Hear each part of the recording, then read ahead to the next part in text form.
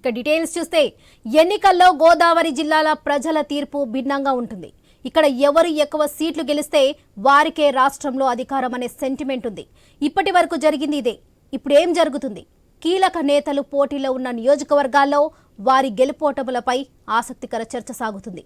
పిఠాపురంలో పవన్ కళ్యాణ్ బరిలో ఉన్నారు. అలాగే Tuni, Kakinada city, Kakinada rural, Amalapuram, Peddapuram, Mandapeta, Rajahmundry rural నియోజకవర్గాల్లో ఎవరు గెలుస్తారు అనేది హాట్ టాపిక్ గా మారింది.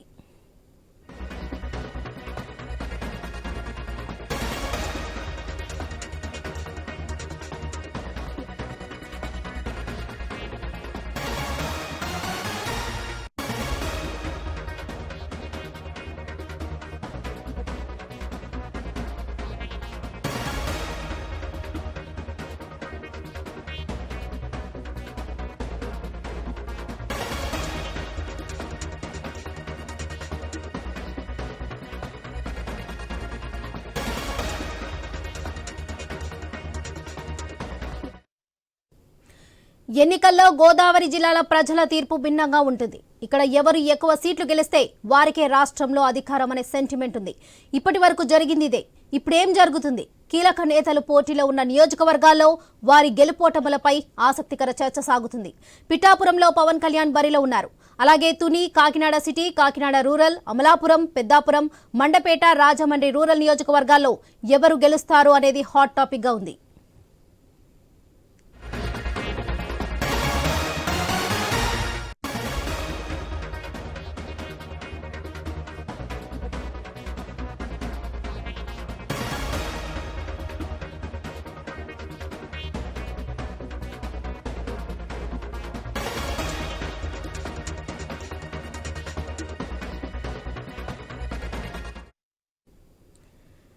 ఎన్నికల్లో గోదావరి జిల్లాల ప్రజల తీర్పు భిన్నంగా ఉంటుంది. ఇక్కడ ఎవరు ఎక్కువ సీట్లు గెలిస్తే వారికే రాష్ట్రంలో అధికారం అనే సెంటిమెంట్ ఉంది.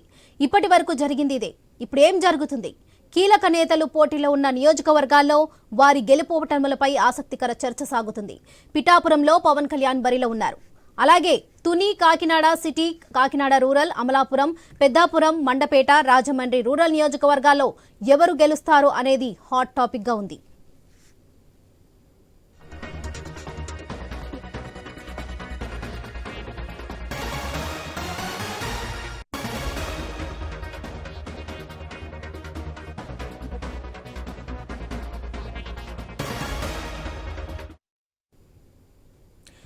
ఎన్నికల్లో గోదావరి జిల్లాల ప్రజల తీర్పు భిన్నంగా ఉంటుంది.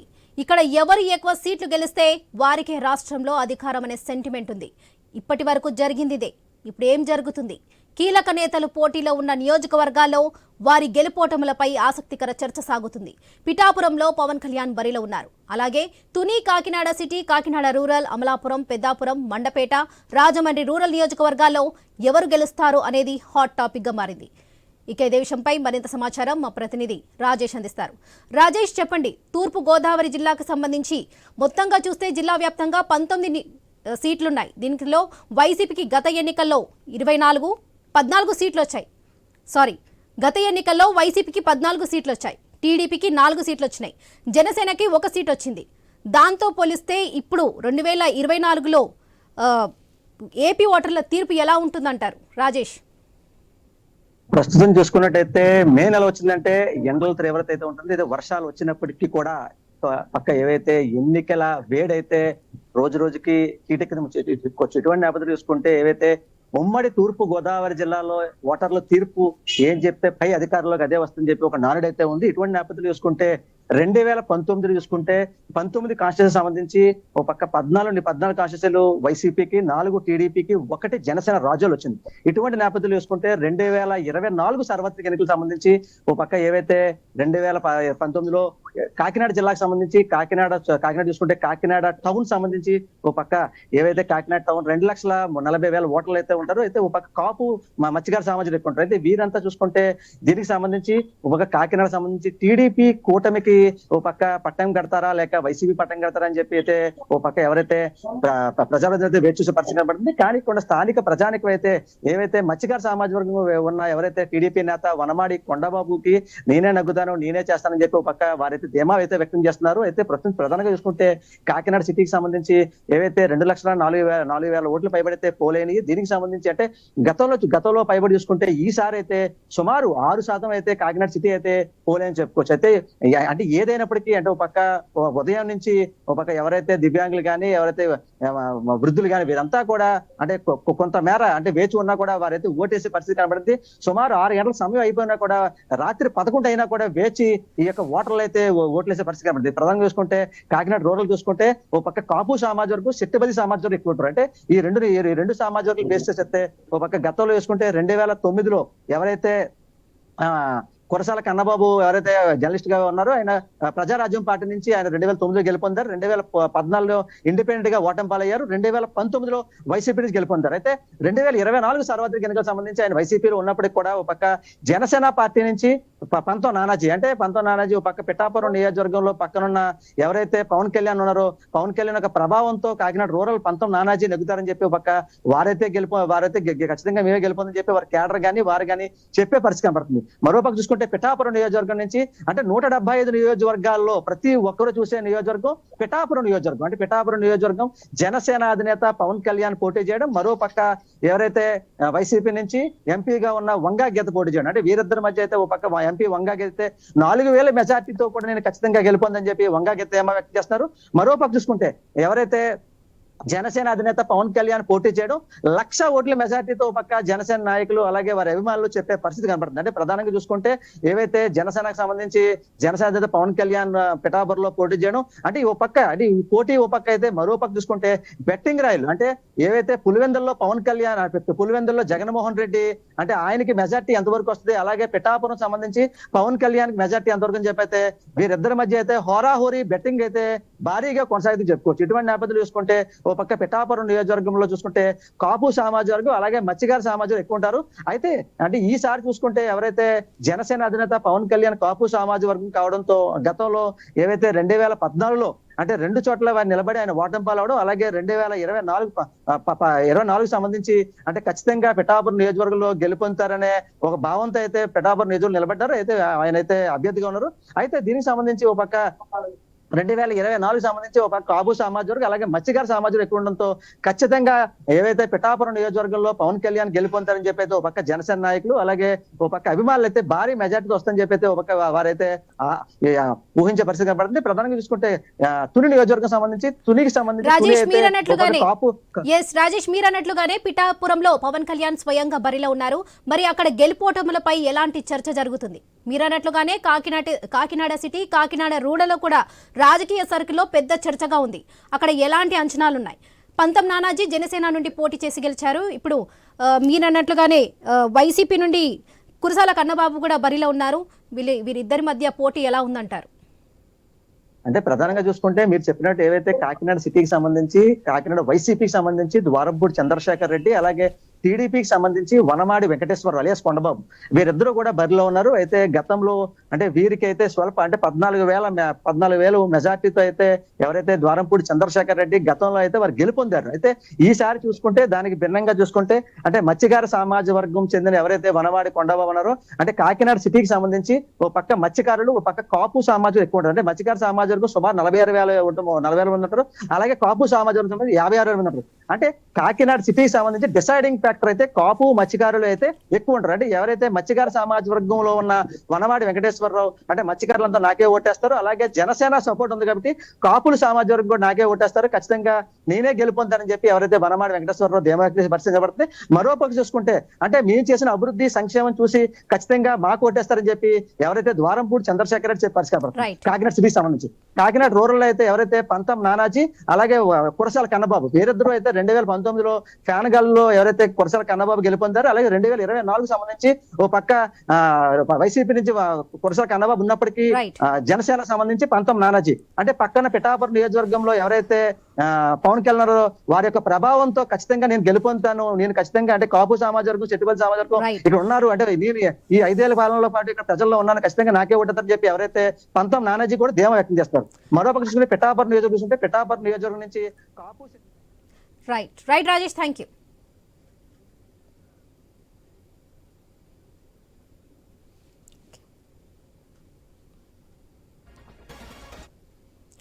ఎన్నికల్లో గోదావరి జిల్లాల ప్రజల తీర్పు భిన్నంగా ఉంటుంది. ఇక్కడ ఎవరు ఎక్కువ సీట్లు గెలిస్తే వారికే రాష్ట్రంలో అధికారం అనే సెంటిమెంట్ ఉంది. ఇప్పటి వరకు జరిగింది ఇదే. ఇప్పుడేం జరుగుతుంది? కీలక నేతలు పోటీలో ఉన్న నియోజకవర్గాల్లో వారి గెలుపోటములపై ఆసక్తికర చర్చ సాగుతుంది. పిఠాపురంలో పవన్ కళ్యాణ్ బరిలో ఉన్నారు. అలాగే Tuni, Kakinada city, Kakinada rural, Amalapuram, Peddapuram, Mandapeta, Rajahmundry rural నియోజకవర్గాల్లో ఎవరు గెలుస్తారు అనేది హాట్ టాపిక్ గా ఉంది.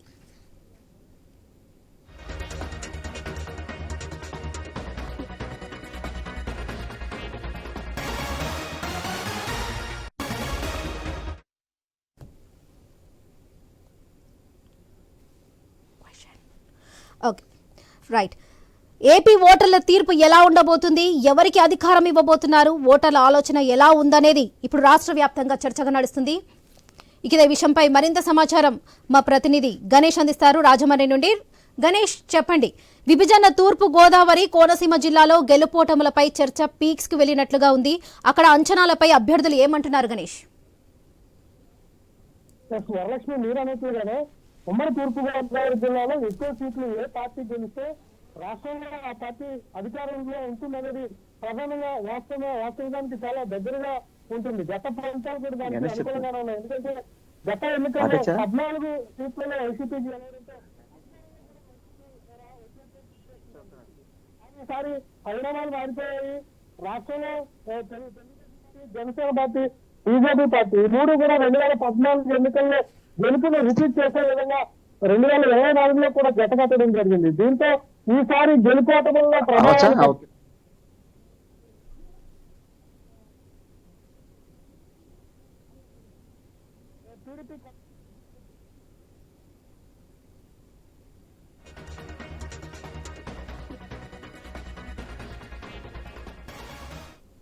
సిటీ నియోజకవర్గం రాజమండ్రిలో ఆదిరెడ్డి వాసు ఇక్కడ అభ్యర్థిగా నిలబడ్డారు.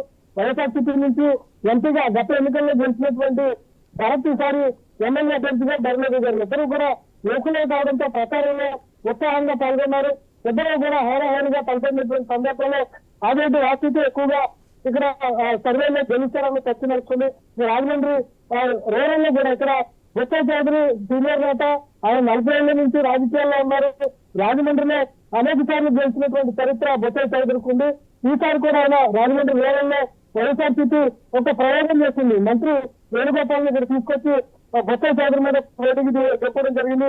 ఆయన చిత్తబలిగి సామాజిక వర్గం కావడంతో ఓట్లు తన వైపు పెడితే ఆయన భావిస్తున్నారు. కానీ సీనియర్ నేతగా ఉన్నటువంటి బొత్స చౌదరికి ఇక్కడ విజయావకాశాలు ఎక్కువ ఉన్నట్టుగా సర్వేలుగా చెప్పినటువంటి సిచ్యువేషన్ ఉంది. అదేవిధంగా తూర్పుగోదావరి జిల్లాలో హాట్ టాపిక్ గా మారినటువంటి నియోజకవర్గం రాజానగరం నియోజకవర్గం.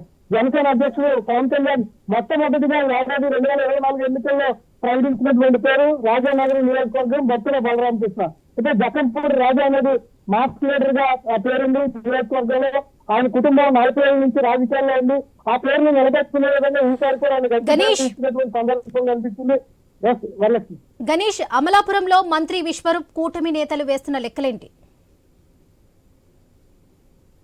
అంటే అమలాపురం అంటే అంబేద్కర్ కోనసీమ జిల్లా అనేది మనం చూస్తున్నాం. జగన్మోహన్ రెడ్డి ప్రత్యేకంగా ఫోకస్ పెట్టారు. ఈ అమలాపురం నియోజకవర్గం అనేది జిల్లాకే హెడ్ క్వార్టర్ ఈ జిల్లాలో మారినటువంటి విభజనలో. అయితే కోనసీమ జిల్లాలో జరిగినటువంటి అల్లర్లు తమకు అనుకూలంగా మారుతాయని చెప్పి తెలుగుదేశం పార్టీ నేత ఆల్కాబత్తుల ఆనందరావు ఎక్స్పెక్ట్ చేస్తున్నారు. కానీ ఇక్కడ ఆనందరావు వచ్చి ఒక మైనస్ ఉంది. ఎందుకంటే గతంలో జనసేన పార్టీ ఇన్ఛార్జిగా ఉన్నటువంటి రాజాబాబు టికెట్ రాకపోవడంతో ఆయన పార్టీని అమలాపురం నుంచి వైసీపీకి వెళ్తాయి. అదేవిధంగా గత ఎంపీలో పోటీ చేసినటువంటి డిఎంఆర్ శేఖర్ కూడా అమలాపురం ఎంపీ స్థానంలో గతంలో పోటీ చేసినటువంటి డిఎంఆర్ శేఖర్ కూడా వైసీపీకి వచ్చేయడం జరిగింది. దీంతో జనసేన పార్టీలో ఉన్నటువంటి కీలక నేతలు వైఎస్ఆర్సీపీ వైపు వెళ్ళిపోవడంతో ఇక్కడ పిన్నెత్తి విశ్వరూపు మంత్రికి కలిసి వచ్చేటువంటి అంశంగా కనిపిస్తుంది. మరోవైపు మండపేట నియోజకవర్గం 3 దఫాలుగా తెలుగుదేశం పార్టీ నేత ఎదుర్ల దేవేశ్వరరావు యాత్రిక విజయాలు దూసుకెళ్తున్నారు. 4వ ఈసారి గెలిస్తే 4వ అవుతుంది. మండపేట నియోజకవర్గంలో వైఎస్ఆర్సీపీ నుంచి మాస్ లీడర్ చేత శ్రీమూర్తులు ఆయన నిలబడ్డారు. కానీ ఆయన ఇటీవల తిరుమండ్రం కోసం ఒక కేసు తీర్పు రావడం జరిగింది. దీంతో బలమైన వర్గాల సామాజిక ఓట్లు మా పరంగా మైనస్ అవుతారు. అందువల్ల మరొకసారి 4వ కూడా నేను గెలుస్తానని చెప్పి ఎదుర్ల దేవేశ్వరరావు చెప్తే ఉన్నటువంటి సిచ్యువేషన్ అనిపిస్తుంది. అయితే ఇక్కడ 2 పార్లమెంట్లు అయితే పురంధేశ్వరి రాజమండ్రి పార్లమెంట్ లో బరిలో ఉన్నారు. అయితే ఇక్కడ శక్తిబంధు సామాజిక వర్గానికి సీఎం జగన్మోహన్ రెడ్డి పెద్దపీట వేశారు. రాజమండ్రి సిటీ రూరల్ నియోజకవర్గాలతో పాటుగానే మరికొన్ని చోట్ల అంటే రామచంద్రపురం ఇలా కొన్ని చోట్ల శక్తిబంధు సామాజిక వర్గం ఓట్లను డెవలప్ చేస్తూ అనుకూలంగా బీసీ సామాజిక వర్గాన్ని తరవాతి తిప్పుకునే విధంగా జగన్ వ్యూహాత్మకంగా సీట్లలో మార్పులు చేయడం జరిగింది. దీంతో అంబేద్కర్ కోనసీమ జిల్లా కావచ్చు, తూర్పు గోదావరి జిల్లాలో ఉన్నటువంటి రాజమండ్రి సిటీ రూరల్, అదేవిధంగా అనపర్తి నియోజకవర్గం, అదేవిధంగా రాజనగరం నియోజకవర్గం, ఈ పరిణామాలన్నింటిలో కూడా వైఎస్ఆర్సీపీ కలిసి వచ్చే విధంగా అనుకూలంగా జగన్మోహన్ రెడ్డి నిర్ణయాలు తీసుకున్నా కూడా కూటమి బలానికి మాత్రం ఇక్కడ వైఎస్ఆర్సీపీ అభ్యర్థులు గెలిచేటువంటి సిచ్యువేషన్ కనిపించట్లేదు. 4 చోట్ల మీద మిగిలినటువంటి నియోజకవర్గాల్లో కూటమి నేతలు ఇక్కడ బాగా వేసే అవకాశాలు కనిపిస్తున్నాయి వాళ్ళకి. గణేష్, మండపేటలో మిత్రుల మధ్య పోటీ నెలకొంది. తోట త్రిమూర్తులు, సిట్టింగ్ ఎమ్మెల్యే వేగుల జోగేశ్వరరావు ఇద్దరి మధ్య పోటీ చేస్తున్నారు. మరి వారి ఫలితాలపై మిత్రుల శిబిరాలు ఏం చెబుతున్నాయి? మండపేట నియోజకవర్గం కూడా ఈసారి హాట్ టాపిక్ అనే చెప్పాలి. ఎందుకంటే తోట త్రిమూర్తులు నిలబడ్డాం. ఎందుకంటే ఆయన సీనియర్ నేతగా ఉన్నారు.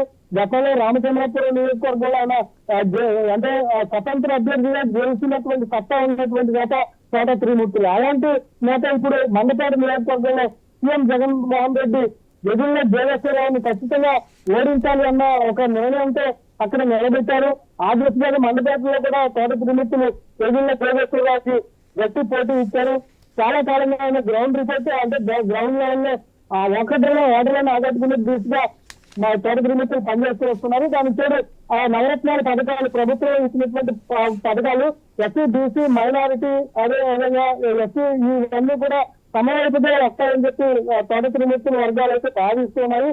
తమ గెలుపుకు ప్రధాన కారణం ప్రభుత్వం పాలించినటువంటి పరిపాలన సంక్షేమంలో అని చెప్పి తోట త్రిమూర్తులు ఒకవేళ గెలిస్తే ఆ విధంగా చెప్పబోతున్నటువంటి సంకేతాలు కనిపిస్తున్నాయి. కానీ ఇక్కడ గ్రౌండ్ లెవెల్ లో మాత్రం తెలుగుదేశం పార్టీ నేత వెగుళ్ళ జోగేశ్వరరావు మనం చూసే మండపేటలో చంద్రబాబు జనసేన అధ్యక్షుడు పవన్ కళ్యాణ్ చర్చించకుండానే వెగుళ్ళ జోగేశ్వరరావు పేరు ప్రకటించారు. దీంతో ఇక్కడ ఉన్నటువంటి జనసేన ఇన్ఛార్జ్ నీలా కృష్ణ కూడా కొంత అసంతృప్తి వ్యక్తం చేసి నేరుగా పవన్ కళ్యాణ్ కలవడం జరిగింది. ఆ తర్వాత పవన్ కళ్యాణ్ 10 మంది నుంచి వెగుళ్ళ జోగేశ్వరరావుకు నీలా కృష్ణ ఇద్దరిని కలిపి ఇక్కడ గ్రౌండ్ లెవెల్ లో పనిచేయాలి, గెలుపుకు కృషి చేస్తే ఖచ్చితంగా ప్రాధాన్యత ఉంటుందని చెప్పి నీలా కృష్ణ కూడా చెప్పడంతో నీలా కృష్ణ జనసేన ఇన్ఛార్జ్ కూడా మండపేటలో తెలుగుదేశం పార్టీ ఇన్ఛార్జ్ ఎమ్మెల్యేగా ఉన్నటువంటి జోగేశ్వరరావు కూడా సపోర్ట్ చేశారు. దీంతో మరొకసారి మండపేట నియోజకవర్గంలో వెగుళ్ళ జోగేశ్వరరావు గెలుపు అనేది ఖాయమన్నట్టుగా తెలుగుదేశం పార్టీ వర్గాలు అయితే చెప్పుకుంటున్నాయి.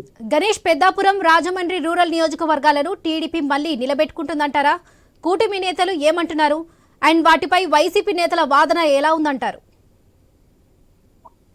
తెలుగుదేశం పార్టీ ఖచ్చితంగా ఈసారి బలంగా నిలబడిందని చెప్పాలి. తెలుగుదేశం బలంతో పాటు ఇక్కడ జనసేన, బీజేపీ బలం కూడా ఆడైంది. అసలే పెద్దాపురం కావచ్చు, రాజమండ్రి కావచ్చు, ఇవన్నీ కూడా తెలుగుదేశం పార్టీ యొక్క కంచుబాట్లు.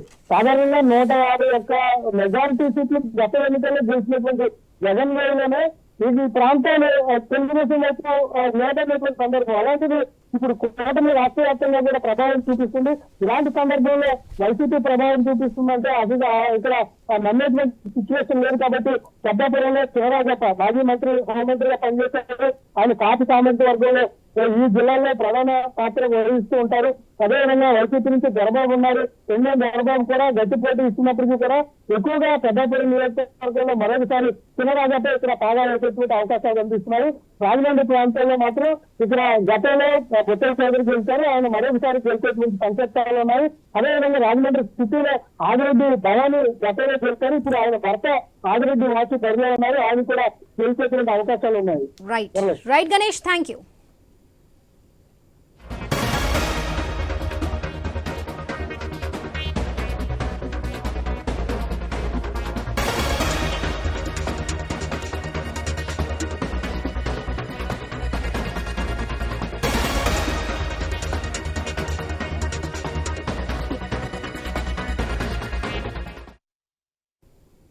ఉమ్మడి గోదావరి జిల్లా ఈ దఫా కూడా సంచలనంగా మారుతుందా? 2014, 2019 ఎన్నికల్లో ఇదే జరిగింది. 2014లో టీడీపీ కూటమి క్లీన్ స్వీప్ చేస్తే 2019లో వైసీపీ 2 చోట్ల మినహా మిగతా స్థానాలను కైవసం చేసుకుంది.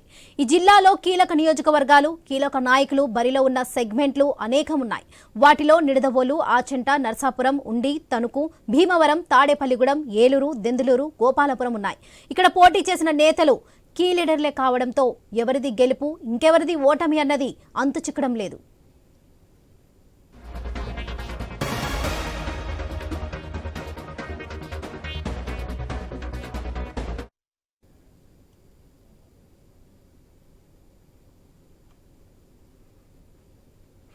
ఇక పశ్చిమ గోదావరి జిల్లా వ్యాప్తంగా ఎవరు గెలుస్తారనేది మరిన్ని అప్డేట్స్ మా ప్రతినిధి భార్గవ్ అందిస్తారు. భార్గవ్, జిల్లాలో బెట్టింగ్ రాయిలు కూడా ఓటర్ల నాడిని అంచనా వేయలేకపోతున్నారని తెలుస్తుంది. ఎందుకలా? ఉమ్మడి పశ్చిమ గోదావరి జిల్లాలో మొత్తం 15 అసెంబ్లీ నియోజకవర్గాలు ఉంటాయి. ఇక్కడ ఈసారి దాదాపు 10 మంది కీలక నేతలు తమ అదృష్టాన్ని పరిష్కరించుకోబోతున్నారు. అయితే ఎవరికి అదృష్టం వరిస్తుంది, ఎవరిని ఈసారి ఓటమి తలుపు తడుతుందనే దానిపై కూడా బెట్టింగ్లు పెద్ద ఎత్తున కోట్లాది రూపాయలు ఇప్పటికే చేతులు మారుతున్నాయి. అందులో కీలక నేతలుగా ఉన్నటువంటి వారిలో అటు కూటమి నుంచి మాజీ మంత్రి పితాని సత్యనారాయణ ఆచంట్ నుంచి పోటీ చేస్తుండగా, చింతనేని ప్రభాకర్ దెందులూరు అసెంబ్లీ నుంచి పోటీ చేస్తున్నారు. నిడదవోలు నుంచి కందుల దుర్గేష్ జనసేన పార్టీ నుంచి పోటీ చేస్తున్నారు, ఉమ్మడి తూర్పుగోదావరి జిల్లా జనసేన పార్టీ అధ్యక్షులు. వీరితో పాటు నరసాపురం ఎంపీ రఘురామకృష్ణరాజు ఈసారి ఉండి అసెంబ్లీ నుంచి పోటీ చేస్తున్న నేపథ్యంలో ఈ నలుగురు కూటమి నుంచి కూడా తమ అదృష్టాన్ని పరిష్కరించుకోబోతున్నారంటూ కూడా వారిపై పెద్ద ఎత్తున బెట్టింగ్లు జరుగుతున్నాయి. వీరితో పాటు అధికార పార్టీలో 6 కీలక నేతలు ఈసారి ఉమ్మడి పశ్చిమ గోదావరి జిల్లా నుంచి పోటీ చేస్తున్నారు. అందులో డిప్యూటీ సీఎం కొట్టు సత్యనారాయణ తాడేపల్లిగూడెం నుంచి పోటీ చేస్తూ ఉండగా, మాజీ deputy CM Alla Nani Eluru assembly నుంచి పోటీ చేస్తున్నారు. అలాగే ప్రస్తుత హోంమంత్రి తానేటి వనిత ఈసారి గోపాలపురం నుంచి కూడా ఆమె పోటీ చేస్తూ ఉన్న నేపథ్యంలో వీరి ముగ్గురుపై కూడా ప్రస్తుతం మంత్రులు, మాజీ మంత్రులపై పెద్ద ఎత్తున బెట్టింగ్లు జరుగుతున్నాయి. వీరి భవిష్యత్తు ఏంటనేది కూడా అధికార పార్టీ వైఎస్ఆర్ కాంగ్రెస్ పార్టీ నుంచి పోటీ చేస్తున్న నేపథ్యంలో వారి భవిష్యత్తు కోసం అందరూ కూడా ఎదురు చూసినటువంటి పరిస్థితి కూడా ఉంది. మరోవైపు మాజీ మంత్రి పితాని సత్యనారాయణ ఎక్కడైతే కూటమి నుంచి పోటీ చేస్తున్నారో ఆచంట అసెంబ్లీలో, ఇక్కడి నుంచే వైసీపీ నుంచి మాజీ మంత్రి చెరుకువాడ రంగనాథరాజు జిల్లా వైసీపీ అధ్యక్షులు ఆయన కూడా పోటీ చేస్తున్న నేపథ్యంలో అటు క్షత్రియ సామాజిక వర్గానికి, అటు బీసీ సామాజిక వర్గానికి మధ్య పెద్ద ఫైట్ అంటూ కూడా జిల్లాలో చర్చనీయాంశంగా మారింది. ఇద్దరు కీలక నేతలు, ఇద్దరు కూడా 7-10 వయసు ఉన్నటువంటి వారిద్దరికి సంబంధించి పోటీకి సంబంధించి కూడా ఈ రోజు జిల్లాలో బెట్టింగ్లు నడుస్తున్నటువంటి పరిస్థితి కూడా ఉంది. అలాగే నరసాపురం నుంచి ప్రభుత్వ చీఫ్ విప్ ముదునూరి ప్రసాద్ రాజు ఇప్పటికే నరసాపురం అసెంబ్లీ నుంచి 4 సార్లు ఎమ్మెల్యేగా గెలుపొందారు. ఆయన ప్రస్తుత ప్రభుత్వ చీఫ్ విప్ గా ఉన్నారు. ఆయన ఈసారి మరోసారి పోటీ చేస్తున్నారు. జిల్లా కేంద్రం నరసాపురంకు తీసుకురాలేకపోయారనేటువంటి అపవాదు ఆయనపై ఉంది. ఈ నేపథ్యంలోనే ఆయన ఎందుకు ఈ విధంగా పోటీ చేస్తున్న నేపథ్యంలో నరసాపురం నుంచి ఎవరు గెలుస్తారనేది కూడా ప్రస్తుతం చర్చనీయాంశంగా మారింది. అలాగే రఘురామకృష్ణరాజు కీలక నేత రాష్ట్ర రాజకీయాల్లో ప్రస్తుతం కూడా చర్చనీయాంశంగా మారారు. ఆయన ఎంపీ నుంచి ఈసారి ఎమ్మెల్యేగా టీడీపీ నుంచి పోటీ చేస్తున్నారు. ఇక్కడ త్రిముఖ పోరు ఎదురవుతుందని చెప్పుకోవచ్చు. మాజీ ఎమ్మెల్యే టీడీపీ నేత ఉన్నటువంటి కలువుపూడి శివరామరాజు ఈసారి స్వతంత్ర అభ్యర్థిగా అక్కడ పోటీ చేస్తున్న నేపథ్యంలో ఆయన పెద్ద ఎత్తున కూడా అటు రఘురామకృష్ణరాజుకు తలనొప్పిగా మారారని చెప్పుకోవచ్చు. ఎందుకంటే అక్కడ వైసీపీ నుంచి కూడా అదే సామాజిక వర్గానికి చెందిన పివిఎల్ నరసింహారాజు పోటీ చేస్తున్నారు. ముగ్గురు కూడా క్షత్రియ సామాజిక వర్గానికి చెందినటువంటి నేతలే.